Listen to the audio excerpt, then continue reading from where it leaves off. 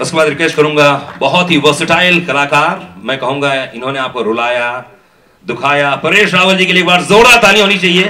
बहुत रुलाया, बहुत डराया एंड वर्सेटाइल, चाहे वो सिंगिंग के रूप में ले लीजिए चाहे एक्टिंग के ले लीजिए, हमारे आपके अन्नू कपूर साहब के लिए एक बार जोरदार तालियां।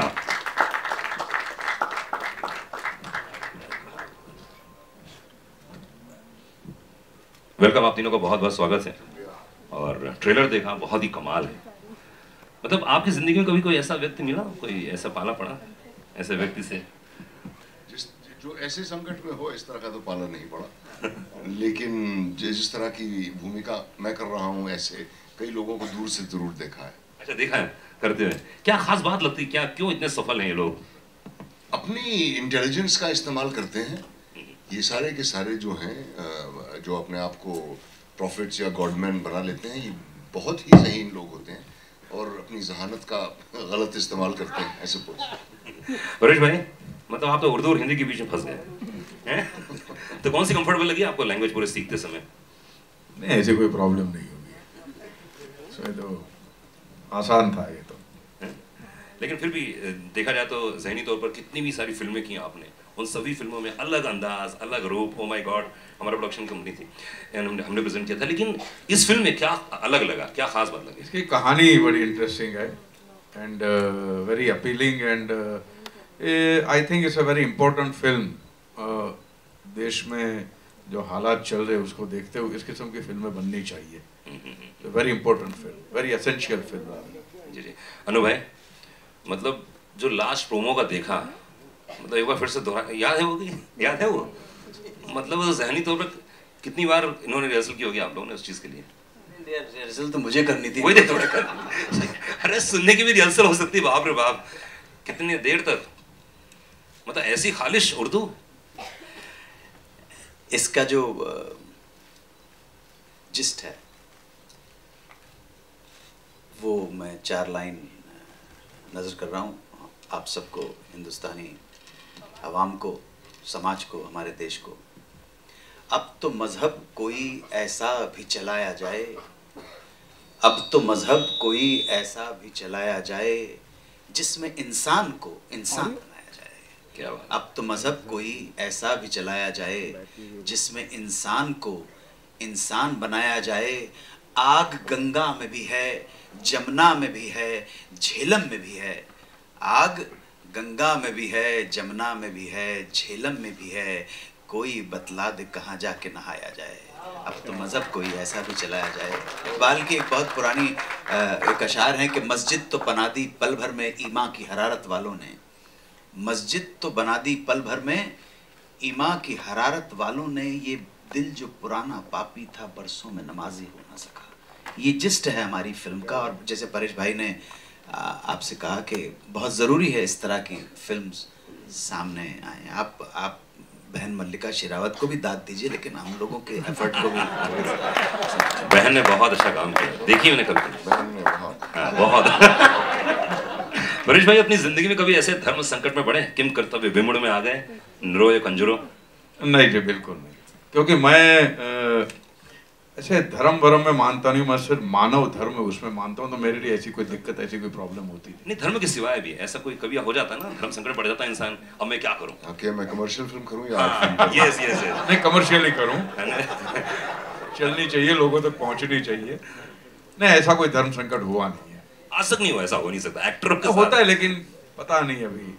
मेरे साथ हुआ है। क्या हुआ? जब त्रिदेव रिलीज हुई और हिट हुई और राजीव राय ने मुझसे कहा कि आके आप थिएटर में खुद देखो, मैं विश्वास नहीं कर रहा था।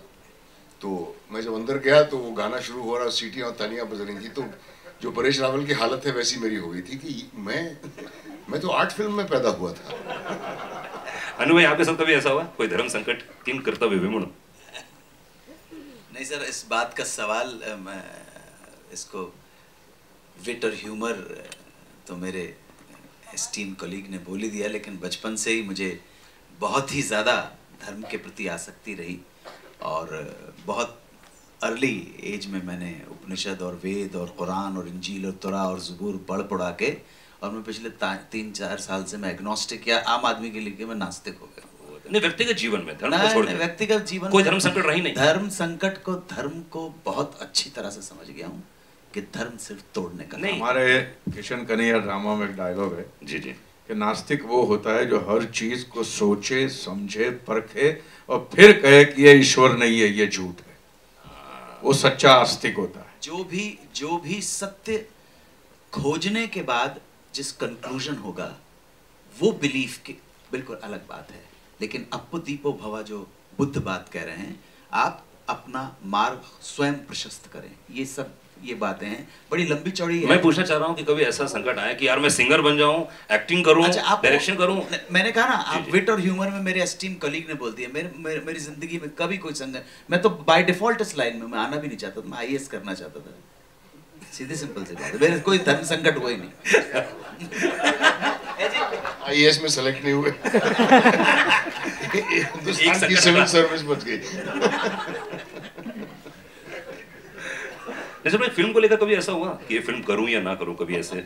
नहीं, वो 1 सेकंड में पता चल जाता है, बल्कि स्क्रिप्ट 5 मिनट तक सुनने से ही पता चल जाता है कि ये फिल्म करने को मेरा जी चाह रहा है या नहीं। अब ये मैं नहीं कह रहा कि हमेशा मैंने सही फैसले किए हैं, लेकिन मुझे यकीन जरूर हो जाता है कि ये फिल्म करने को मेरा जी चाह रहा है या नहीं जी चाह रहा है। मैं थोड़ा इम्प्रोवाइज करूं। बिगिनिंग में धर्म संकट नहीं होता, घुसने के बाद होता है यार क्यों कर रहा हूं।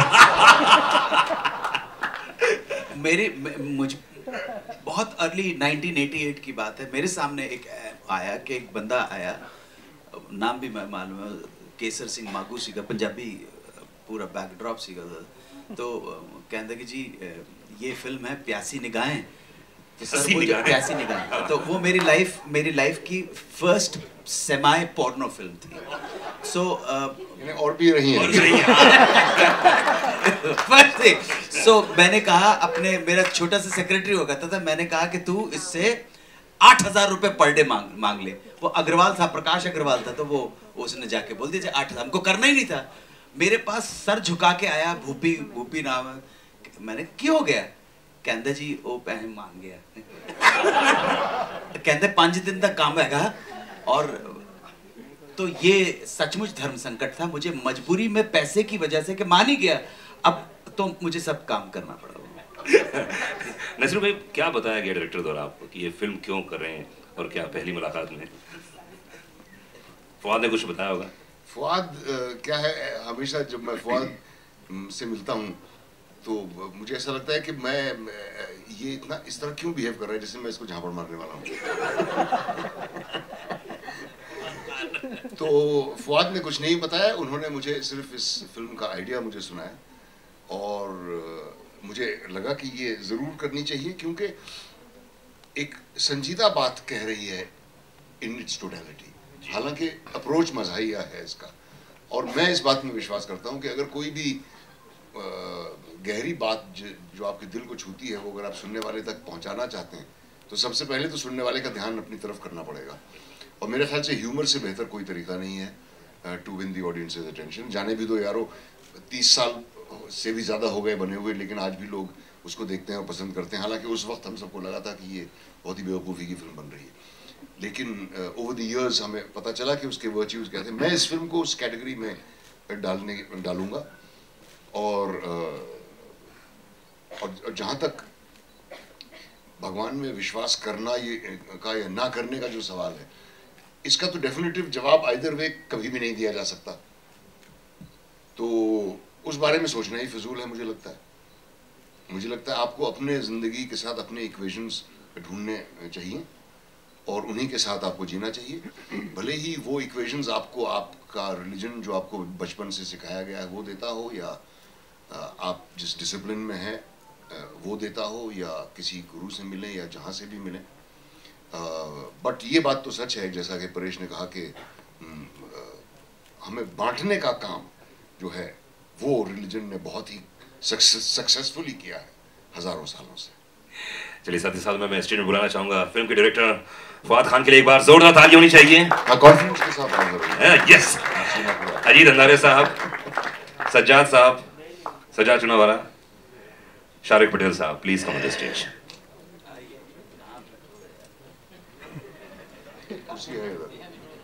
एक हम लोग फोटो लेंगे उसके बाद क्वेश्चन से शुरू करेंगे।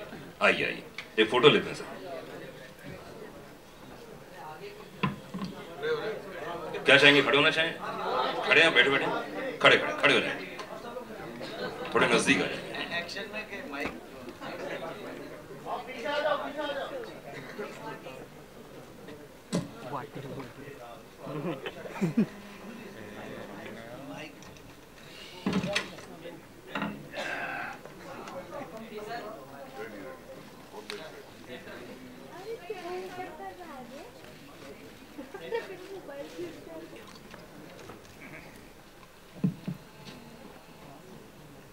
आओ, फेंको। हेलो। फेंको फेंको। मेरा सवाल प्रोड्यूसर से है यहाँ पे। अजीत जी, यहाँ आपने धर्म संकट नाम क्यों title, why did you choose this title? और जब आपने इन दिग्गजों को लिया, नसीर साहब और परेश और अनु जी, तो आप कितना धर्म संकट में फंसे? देखिए, जैसे नसीर साहब ने बताया कि जो फिल्म का जो जरिया है लोगों की अटेंशन लेने का, वो मज़ाहिया है। तो अगर उस हिसाब से देखें तो जो किरदार निभा रहे हैं Paresh ji, Dharmpal Trivedi, right? Dharmpal Trivedi, I get confuse between Trivedi Tripathi. So Dharmpal Trivedi, so Dharmpal जो है वो धर्म संकट में पड़ जाते हैं, तो क्लियरली इसीलिए धर्म संकट नाम है। बट जैसे इन्होंने ऑल्सो इन्होंने और भी बताया कि भाई बड़ी संजीदगी वाली बात कही है फिल्म ने, तो धर्म संकट का जो दूसरा मतलब ऑफ कोर्स निकलता है, वो बात भी। तो दोनों चीज़ें उस टाइटल में है, जिस तरह से आप पढ़ना चाहें, उसमें कहानी भी है और उसमें मैसेज भी है, इसीलिए ये टाइटल मेरे ख्याल से बहुत ही एप्ट है। अनु जी, आपने कहा कि प्यासी निगाहें करनी करा आपने 80s या पता नहीं किस में, आपकी निगाहों के बारे में थोड़ा बताइए, कितनी प्यासी रही उस समय और क्या क्या कुछ करना पड़ा? आपने कहा बहुत कुछ करना पड़ा, क्या क्या था? अब मैडम वो तो एक पूरा लंबा पूरा ही आपका सेशन ही ख़त्म हो जाएगा। जाहिर है 5 दिन का काम था, 9 दिन में हो गया, तो अब बहुत कुछ करना पड़ा, लेकिन गरीब को करना पड़ता है। ये तो स्टार हैं, हम तो जूनियर आर्टिस्ट की तरह आए थे, और बहुत कुछ करना पड़ा मैडम, बहुत बहुत बहुत बहुत। मैं आपको बता सकता हूँ कि मेरा डायरेक्टर जो है ट्रॉली शॉट लगाता था, और ट्रॉली शॉट चलते चलते कभी कभी डायरेक्टर होते हैं ना, खुद कमेंट्री देते हैं, सो वो कहता था कि वहाँ पर लड़की है, यहाँ पर तुसी हो, ते अपना ट्रॉली लगाई है मैंने, ते ट्रॉली ट्रॉली चुम्मी चुम्मी चुम्मी चुम्मी चुम्मी चुम्मी चुम्मी होल्ड ते चार्ज करो ऐथे बस ते जाके।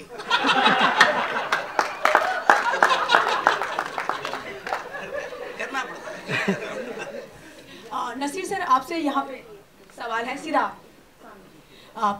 अनु जी ने तो अपने धर्म संकट के बारे में बताया कि कैसे उनकी फिल्में, उन्हें कई सारी फिल्में ऐसी करनी पड़ी जो धर्म संकट में नहीं मैडम, कई सारी नहीं, एक ही किया है। अच्छा मत करो भाई। अच्छा, एक फिल्म आपने बताया जैसे।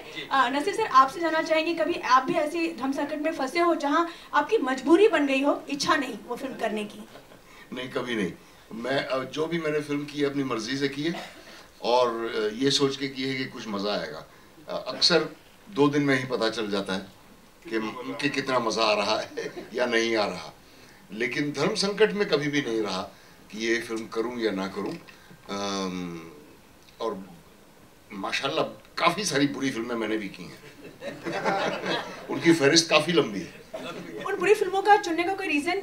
जैसे हमने कई सारी फिल्में देखी हैं जो आपने बेहतरीन फिल्में भी की हैं, तो कुछ ऐसी फिल्में भी की हैं हमें लगता है कि नसीर सर ने ऐसी फिल्में क्यों की? हाँ, तो अब मुझे लगता है कि वो ये जो दूसरे टाइप की फिल्में जो आप मेंशन कर रही हैं, वही आपने देखी होंगी। क्योंकि अक्सर लोग मुझसे पूछते हैं आप डर्टी पिक्चर जैसी फिल्में मत किया कीजिए, तो मैं कहता हूँ आपने देखी डर्टी पिक्चर? हाँ देखी ना, 3 बार देखी।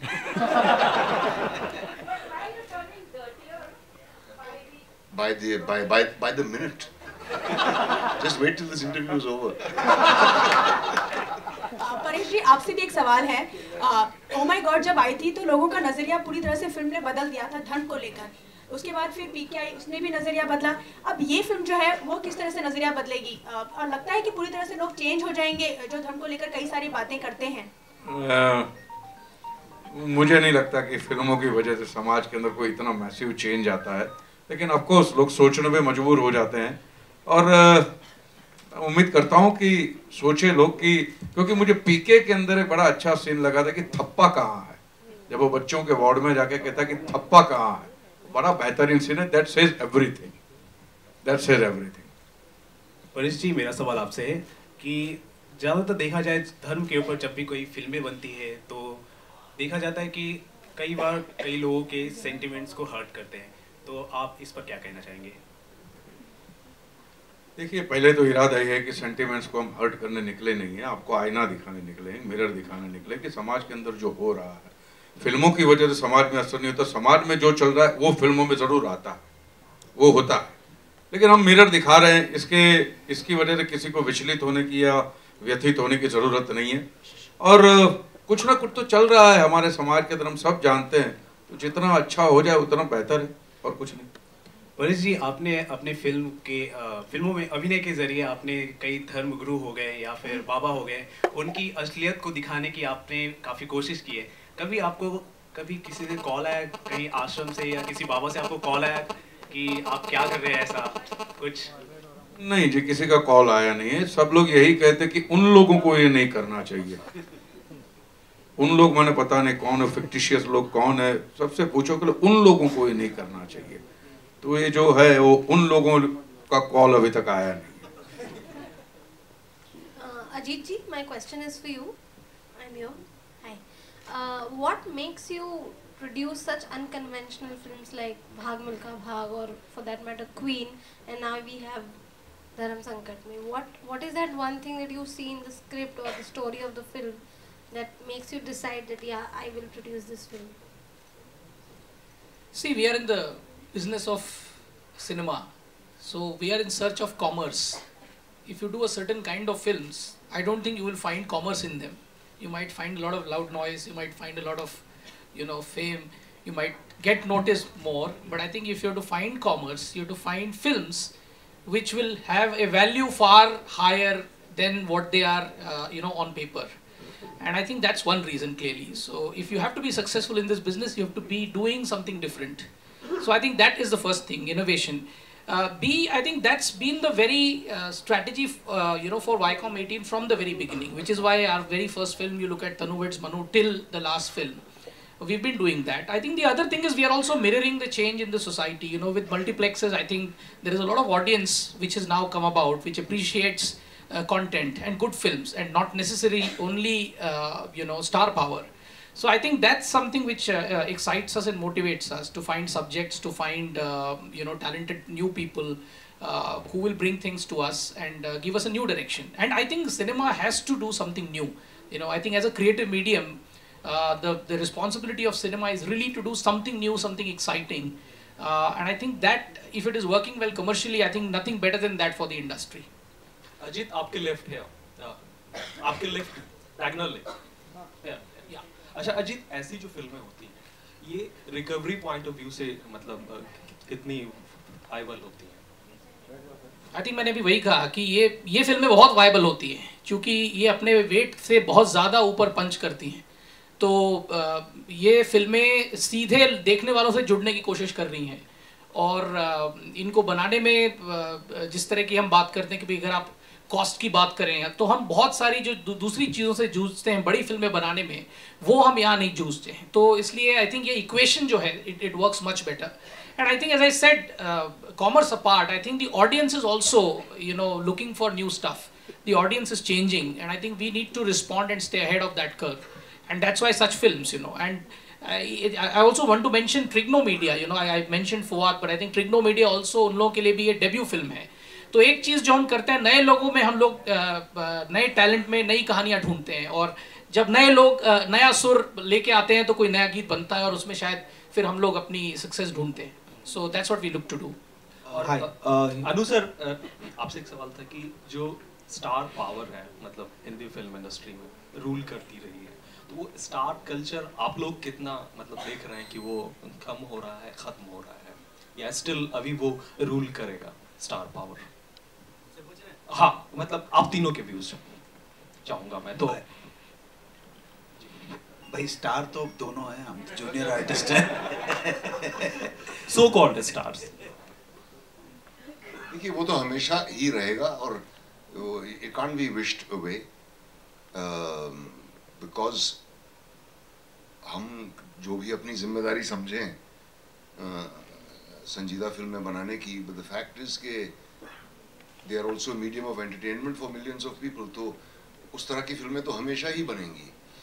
और अब 300 करोड़ कमा रही हैं, अगले साल 400 कमाएंगी, फिर 500 होपफुली, क्योंकि तादाद बढ़ती जाएगी और सिनेमा हाउसेस की तादाद भी बढ़ती जाएगी, जितनी जगह फिल्में रिलीज होती हैं वो भी बढ़ता ही जाएगा। लेकिन हम लोग जो चाह रहे हैं टू मेक अ डिफरेंस, और हमारी ज़िंदगी में वो डिफरेंस होगा नहीं, इस बात को भी मैंने एक्सेप्ट कर लिया है। बट हमारी जिम्मेदारी है इस तरह की फिल्में करते रहना। And as Ajit said, which I think one of the things which he neglected to say is कि it's very important कि ये फिल्में इकोनॉमिकली बनाई जाएं from the point of view of recovery। क्योंकि अगर इस तरह की फिल्म 20 करोड़ में बनने लगी तो I don't think there is a chance of recovery, क्योंकि इस तरह की फिल्म की audience is a certain kind of audience and word of mouth is what will help a film like this। So इसीलिए I am all for small budget content oriented films, और जो multi starrers हैं वो तो बनते ही रहेंगे, और हम लोग भी उसका हिस्सा बन जाते हैं जब हमें ज़रूरत होती है बैंक अकाउंट को भरने की। तो फिर नसीर सर, हम मतलब आज के दौर को सबसे ज़्यादा आज़ाद माने कि इस किस्म की कंटेंट ड्रिवन फिल्में बन रही हैं जो 80s या 70s के वक्त में शायद मुनासिब नहीं थी। देखिए, रेशियो वाइज उतनी ही बन रही हैं जितनी 70s या 80s में बनती थी, रेशियो वाइज, क्योंकि कहीं ज़्यादा तादाद में बन रही हैं फिल्में, कहीं ज़्यादा फिल्म मेकर्स हैं, उसी हिसाब से सीरियस फिल्म मेकर्स जो हैं वो भी उनकी तादाद भी उतनी बढ़ गई है। और बल्कि 70s से पहले भी ख्वाजा अहमद अब्बास साहब थे जो अकेले Hindi black and white songless फिल्में बनाया करते थे 1950s और 1960s में। चेतन आनंद साहब ने भी बनाई हैं, वी शांताराम साहब ने भी विडो री मैरिज और चाइल्ड मैरिजेस वगैरह के बारे में फिल्में बनाई हैं इन द 40s। तो बहुत कम लोग थे उस वक्त, एक जिया सरहदी थे शायद, शांताराम जी थे, उसके बाद एक ख्वाजा अहमद अब्बास साहब थे, चेतन आनंद साहब थे 70s में कुछ तादाद, फिर बासु चैटर्जी आए वगैरह वगैरह, तादाद बढ़ गई। अब क्योंकि शायद उस ज़माने में अगर 5 लोग थे तो अब 50 हैं, लेकिन रेशियो वाइज परसेंटेज उतनी ही छोटी है। Mister Rahul, Alok here from OFM, आपके सामने हूँ। ओ माय गॉड की आपका मैसेज गया लोगों तक। अभी आप सेम टाइप की ही कुछ फिल्म कर रहे हैं जिसका एक और विषय है, मतलब ढांचा वैसा ही, तो अभी कुछ डिफरेंस है या आपने, और लोग आपके ऊपर तंज भी कसेंगे, अलग अलग धर्म के लोग अभी आने वाले दिनों में, कंट्रोवर्सीज होंगे? आपका सवाल समझे, कंट्रोवर्सी को लेकर? हाँ, ओ माय गॉड के अंदर कोई कंट्रोवर्सी नहीं थी। हमने तो यूँ समझिए कि कुछ दिखाया ही नहीं था, ये समझ लीजिए। जो मटेरियल हमारे पास है उसके मुकाबले तो हमने कुछ दिखाया ही नहीं था, और इसमें भी कोई कंट्रोवर्सी वाली बात है इसके अंदर। आप देखिए मैसेज तो देखिए, कितना बेहतरीन मैसेज है कि अल्टीमेटली आप इंसान हैं, हिंदू हो या मुसलमान हो, जो भी कुछ, अल्टीमेटली आप इंसान हैं। लेकिन कहने का तरीका, जैसा नसीर साहब ने कहा कि कॉमेडी अंदाज हो तो क्या होता है कि लोगों को बात गले उतारने में तकलीफ नहीं होती है। जैसे ऑस्कार वाइल्ड ने भी कहीं पे कहा है कि अगर किसी को सच्ची बात करनी, जरा कॉमेडी अंदाज से कहिए तो तीखी नहीं लगेगी और लोग आपको मारेंगे नहीं। तो ये एक अंदाज बयां होना चाहिए, तो वो हिसाब से है। मुझे नहीं लगता कोई कंट्रोवर्सी वाली बात है। कुछ आजकल अल्फाज होते हैं जिनको सेंसर आजकल काफी सख्त हो गया है, वो छोटे छोटे शब्दों को भी बैन कर जा रहा है, तो उस पर आपकी कितनी नजर रहेगी? नहीं, I don't agree to that, I don't agree to that. मुझे तो ये नो स्मोकिंग वाली स्लाइड से भी सख्त नफरत है। आपको अगर नो स्मोकिंग की स्लाइड रखनी है तो आप उसका प्रोडक्शन बंद करवा दीजिए, आप आईना मत पहुंचिए, मुंह धो लीजिए, ये करना चाहिए। कोई किसी का खून करता है तब कोई नोटिस नहीं आता कि किसी का खून करने से भी आपकी सेहत को खतरा पहुंच सकता है, या कोई रेप करता है तब नहीं आता नोटिस। इनफैक्ट मैं तो सोच रहा हूँ कि एक फिल्म अगर कभी बनाऊंगा तो मैं हर ऐसे सीन में एक नोटिस दूंगा। मिस्टर रावल, एक और सवाल था कि ये कॉन्सेप्ट काफी यूनिक है, तो इस विषय के बारे में कुछ बताएं कि मैं यार, मुझे पता चला कि मैं मुस्लिम था। नहीं, मजा इस बात का है कि किस तरह से पूरे प्रॉब्लम को देखा गया है, कैसा थ्रिलर बना है। एक तो या तो थ्रिलर फॉर्मेट होती है या एक कॉमेडी फॉर्मेट होती है, जिसके अंदर बात कहने में मजा आता है, इंटरेस्टिंग होती है, अरेस्टिंग होती है, उसका टेम्पो बना रहता है, स्क्रीन प्ले के अंदर भी मजा आता है। वरना क्या तो सीधा सीधा प्रीची हो जाता है और बोरिंग हो जाता है, क्योंकि ये बात तो बरसों से हम कहते आ रहे हैं। हमारे वहाँ हो तो हम सुधरे नहीं है, धर्म के नाम पे मरने मारने को तैयार है, लेकिन धर्म जो कहता है वो करने को तैयार नहीं है हम लोग। तो ये इसके अंदर जो कॉमेडी अंदाज जो है, जिस तरह से बात को रखा गया है, वो बड़ा इंटरेस्टिंग है, and that is the I think main point की फिल्म एक्सेप्ट करने के लिए। हाय here I have a question for all the three actors that Paresh ji, Anu ji, Naseer साहब यहाँ पे आपके right hand side. Yeah. So basically, the film comes out as a comedy, and it, like a comedy's take on religion, if we have to look at it. What do you have to say about, like there are bodies like a Hindutva party, with whatever comes out, they point out at the actors, and it becomes a strategy for them, and they put some case against that. So how would you guys fight against such things, and what is your take about like the films and movies being targeted by such bodies? It's not just films and movies, it's a whole lot of areas of free speech which are being targeted. So one has to resist that as much as possible. Hopefully there will not be any controversy over this movie, but if there is, I'm sure that all of us are willing to stand by what the film says. There's no end to it, and I just hope that we are lucky that it doesn't suit anybody's convenience to cause trouble for us, because most of the time that's what it's all about. The people who run hair saloons, you can't refer to them by the name they've been called by for hundreds of years. The people who stitch your shoes cannot be called by the name they've been addressed by for hundreds of years. Next it will be the doctors who will say, don't call us doctors. The lawyers will say, don't call us lawyers. If you have a film satirizing lawyers or satirizing doctors or satirizing engineers, it's just absolutely absurd. This higher moral ground that anybody who decides to cause trouble and get his name into the newspapers, some idiot in Jamshedpur will stand up and file a case against Shah Rukh Khan. I mean, what does he hope to achieve by that except by getting his name in the papers? Paresh ji and Anu sahab, if you could just add on to the same. As far as this film is concerned, this is a story of a man who goes through a conflict, a dilemma, after the revelation about his birth origin. Okay? So he tries to... There is no way this film mocks at any religion. Not at all. Not at all. Bridging the gap वाली बात है. मुझे लगता है कि अगर आप दूसरे धर्म को समझो, इतने साल से हमारे वहाँ ये हो रहा है, न किसी मुसलमान ने गीता पढ़ी होगी ज़्यादातर, और ना ही किसी हिंदू ने कुरान पढ़ा होगा, तो ये समझने वाली बात है. एक दूसरे को समझो, बाद में झगड़ा करो, लेकिन वो होता नहीं है हमारे वहाँ.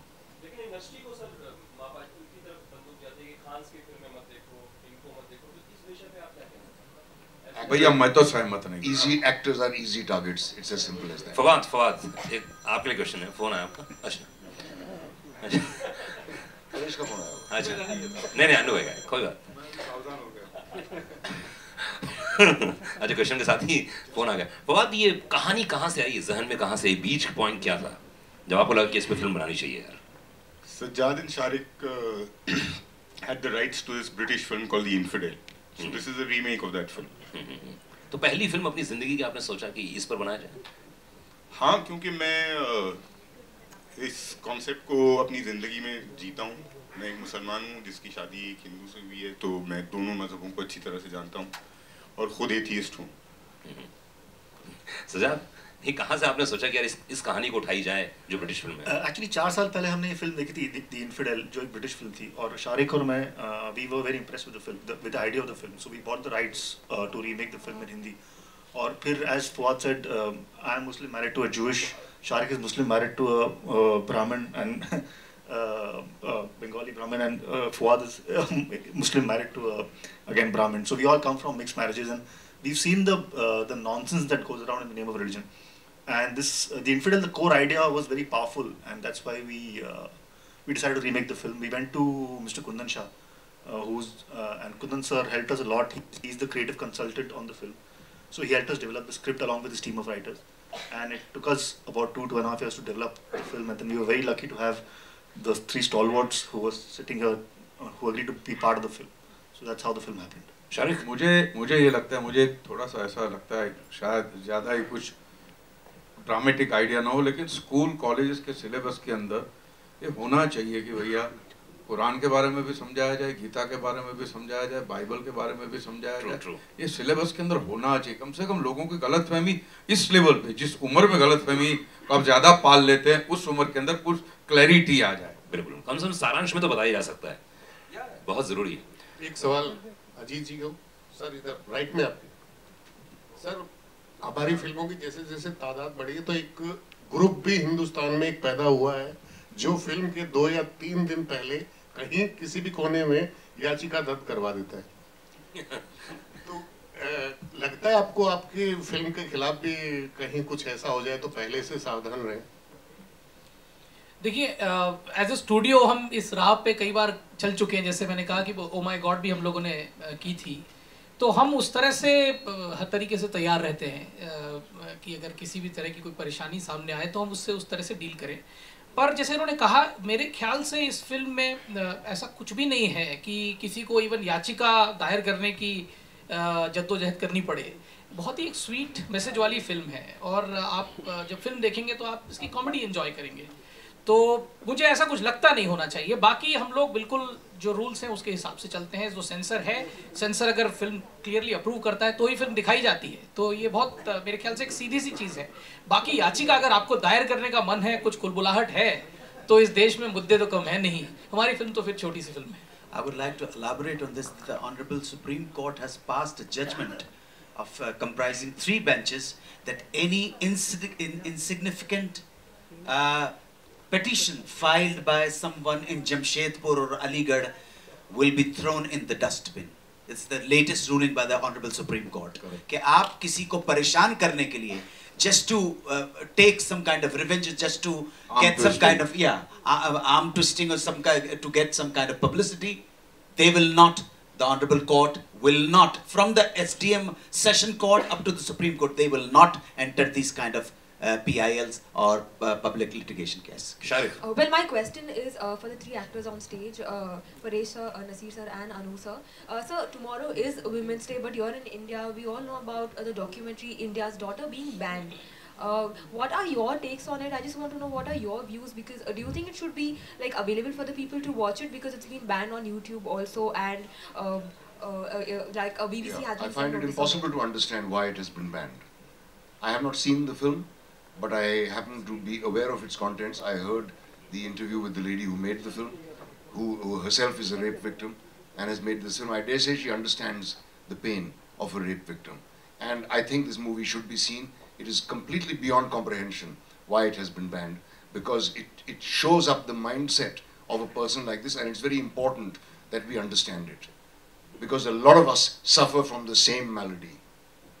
A lot of old uncles and old people make these kind of remarks without being contradicted or without being castigated.